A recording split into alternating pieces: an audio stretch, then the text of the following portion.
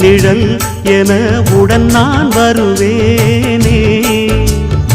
ஏழ் பிறப்பும் உயிர் துணை உனை நான் பிரியேனே.